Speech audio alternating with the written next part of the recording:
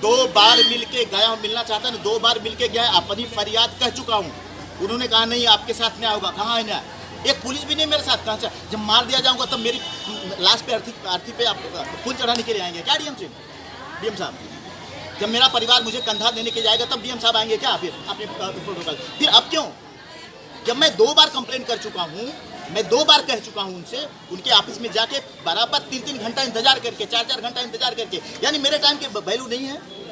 मैं उम्मीदवार। फिर निष्पक्ष चुनाव का मतलब क्या है? मुझे लिख के देना पड़ेगा निष्पक्ष चुनाव होगा कि नहीं होगा। अगर नहीं होगा तो मैं वापस चले जाता हूँ या अपनी ज़िंदगी को कोई हित त्याग देता हूँ, क्योंकि मैं बाबा साहब के विचारों को मानता हूँ, बाबा साहब के संविधान को मानता हूँ। फिर चले जाऊँगा, फिर वही होगा। अभी हो सकता है अब गारंटी देते हैं 2 घंटे में अगर मेरी लाशें मिली तो आप मेरे परिवार को बचाने का जिम्मेदार लेते हैं। मैं यहाँ से निकलता हूँ ज्ञापन देके, अगर 2 घंटे में उनके लोग मुझे मार दिए तो जिम्मेदार आप हैं। लिख के दीजिए, मैं जाता हूँ। आप लिख के दे दीजिए कि अगर आपकी हत्या होती है तो। नहीं, अभी और कौन सा समय? 5 दिन चुनाव, कितना समय? अरे आज ही का समय दिलवा देता हूँ, आप ज्ञापन दे देंगे, आप ही का समय दिलवा देता हूँ।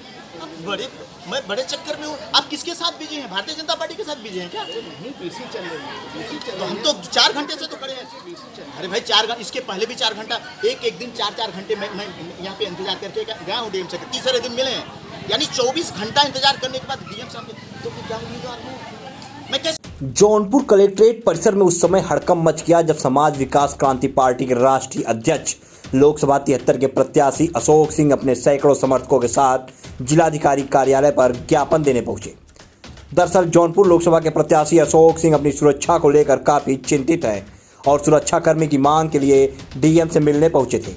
इस दौरान जिलाधिकारी अपने कार्यालय में व्यस्त थे, जिससे अशोक सिंह 1 घंटे से अपने समर्थकों के साथ बाहर खड़े रहे। समर्थक जब नारेबाजी करने लगे तो सिटी मजिस्ट्रेट ने बाहर आकर उनकी समस्या सुनकर उनसे उनका ज्ञापन लेना चाहा।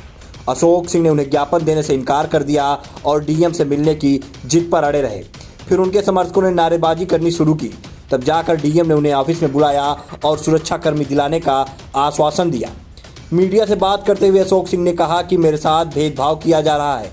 भाजपा के प्रत्याशी को मुझसे हार का डर है, इसलिए मेरे साथ कभी भी कुछ भी हो सकता है, लेकिन प्रशासन सुरक्षा मुहैया नहीं करा रहा। इस तरह से चुनाव होता है क्या? मेरे लिए कोई उनके लिए कोई आदेश नहीं है, उनके लिए कोई आचार संहिता नहीं है। शपथ तो डीएम महोदय ने भी खाया है ये निष्पक्ष चुनाव के लिए। शपथ तो हमको भी खिलाया गया है कि हम अगर सांसद बनेंगे तो देश को निष्पक्ष के रूप में देखेंगे। और जब उन्होंने निष्पक्ष चुनाव कराने का वादा किया है तो निष्पक्ष चुनाव कराएं। अगर निष्पक्ष चुनाव नहीं करते हैं और इस तरह से मेरा अपमान होगा, भारतीय जनता पार्टी मेरा अपमान करती है, हुटर बजा के मेरे आगे पीछे चलती है, हमको बेइज्जत करने का काम करती है, हम जहाँ रहते हैं वहाँ पे धक्का देने का काम करती है। भारतीय जनता पार्टी के लोग हमको, भारतीय जनता पार्टी का ज़बरदस्ती हमको शामिल होने की बात करते हैं, हमको हमारे साथ धक्का करने का काम करते हैं। तो इससे अच्छा है, बेहतर हमें मर जाना। तो इसलिए हम यहाँ पे अगर डीएम साहब मेरे अनुरोध को नहीं सुनते हैं तो मैं यहाँ आत्महत्या कर दूंगा, यहीं अपनी जान को दूंगा। लेकिन दूसरा अशोक सिंह फिर पैदा होगा। समाज विकास क्रांति पार्टी का मेरे मरने के बाद दूसरा कैंडिडेट आएगा, उतरेगा और मैदान में आएगा।